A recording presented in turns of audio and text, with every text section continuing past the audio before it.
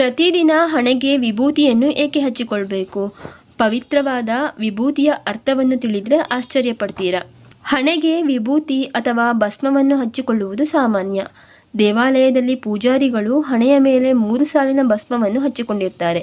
ಮಾತ್ರವಲ್ಲದೆ ಶಿವಶರಣರು, ಸ್ಮಾರ್ತ ಬ್ರಾಹ್ಮಣರು ಹಾಗೂ ಲಿಂಗಾಯತರು ಹಣೆಗೆ ವಿಭೂತಿಯನ್ನು ಹಚ್ಚುತ್ತಾರೆ.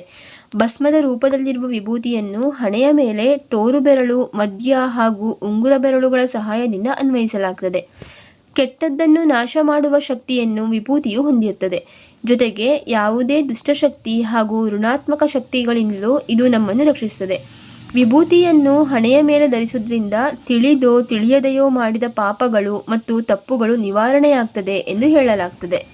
ಸರ್ವಲೋಕ ರಕ್ಷಕನಾದ ಶಿವನು ತನ್ನ ಮೈಪೂರ್ತಿ ವಿಭೂತಿಯನ್ನು ಹಚ್ಚಿಕೊಂಡಿರ್ತಾನೆ.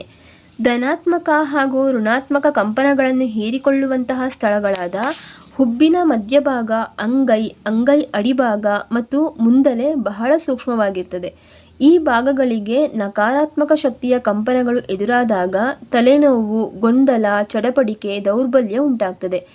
ಇಂತಹ ಸೂಕ್ಷ್ಮ ಭಾಗಗಳಿಗೆ ವಿಭೂತಿಯನ್ನು ಹಚ್ಚಿಕೊಂಡಾಗ ನಕಾರಾತ್ಮಕ ಶಕ್ತಿಯ ಕಂಪನಗಳಿಂದ ನಮ್ಮನ್ನು ನಾವು ರಕ್ಷಿಸಿಕೊಳ್ಳಬಹುದು.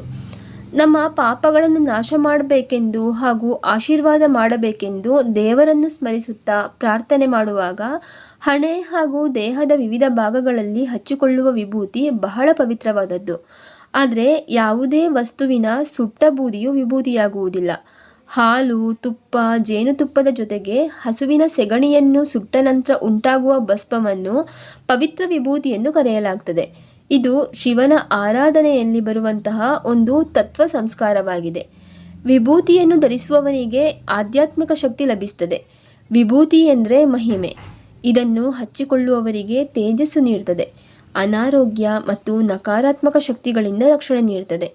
ಪ್ರಕೃತಿಯ ಉನ್ನತ ಶಕ್ತಿಯನ್ನು ಆಕರ್ಷಿಸುತ್ತದೆ. ವಿಭೂತಿಯ ಇನ್ನೊಂದು ಅರ್ಥವೆಂದರೆ ಗುಣಪಡಿಸುವ ಶಕ್ತಿ.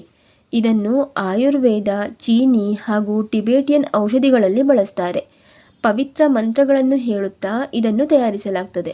ಆದ್ದರಿಂದ ವಿಭೂತಿಯು ತಯಾರಾಗುವಾಗ ಧನಾತ್ಮಕ ಶಕ್ತಿಯೊಂದಿಗೆ ತಯಾರಾಗಿರ್ತದೆ. ವಿಭೂತಿಯನ್ನು 3 ಬೆರಳುಗಳಿಂದ ಹಣೆಯ ಮೇಲೆ 3 ಸಾಲುಗಳಂತೆ ಹಚ್ಚಿಕೊಳ್ಬೇಕು. ಮೊದಲ ಸಾಲು ಅಹಂ ತೆಗೆದುಹಾಕಿದರೆ 2ನೇ ಸಾಲು ಅಜ್ಞಾನವನ್ನು ತೆಗೆದುಹಾಕ್ತದೆ. 3ನೇ ಸಾಲು ಕೆಟ್ಟ ಕರ್ಮಗಳನ್ನು ತೆಗೆದುಹಾಕ್ತದೆ. ನಾವು ಅನ್ವಯಿಸುವಂತಹ ಭಸ್ಮವು ತಿಳಿಸುವುದೇನೆಂದರೆ ನಾವು ಸುಳ್ಳುಗಳನ್ನು ದೇಹದೊಂದಿಗೆ ಸುಡಬೇಕು, ಜನನ ಹಾಗೂ ಮರಣದ ಮಿತಿಯಿಂದ ಮುಕ್ತರಾಗಬೇಕೆನ್ನುವುದನ್ನು ತಿಳಿಸುತ್ತದೆ. ಅನಾರೋಗ್ಯ ಹಾಗೂ ದೌರ್ಬಲ್ಯವು ಔಷಧಿ, ವಿಶ್ರಾಂತಿಗಳ ಹೊರತಾಗಿಯೂ ಕಡಿಮೆಯಾಗದಿದ್ದರೆ ದೇಹ ದುರ್ಬಲವಾಗಿ ಪ್ರಾಣಶಕ್ತಿ ಕಡಿಮೆಯಾಗ್ತದೆ. ಆಗ ಅಂಗೈಯ ಮೇಲೆ ವಿಭೂತಿಯನ್ನು ಹಚ್ಚಿ ವಾಸನೆ ತೆಗೆದುಕೊಳ್ಬೇಕು. ಇನ್ನು ತಲೆನೋವು, ಪಾದಗಳಲ್ಲಿ ನೋವು ಕಂಡುಬಂದರೆ ಆಧ್ಯಾತ್ಮಿಕ ಮೂಲವಾಗಿರುವ ವಿಭೂತಿಯನ್ನು ನೋವಿರುವ ಭಾಗಕ್ಕೆ ಹಚ್ಚಿಕೊಂಡ್ರೆ ನೋವು ಕಡಿಮೆಯಾಗ್ತದೆ. ಹೀಗೆ ವಿಭೂತಿಯನ್ನು ದೇಹದ ಮೇಲೆ ಹಚ್ಚಿಕೊಂಡ್ರೆ ಸಾಕಷ್ಟು ಪ್ರಯೋಜನಗಳಿವೆ.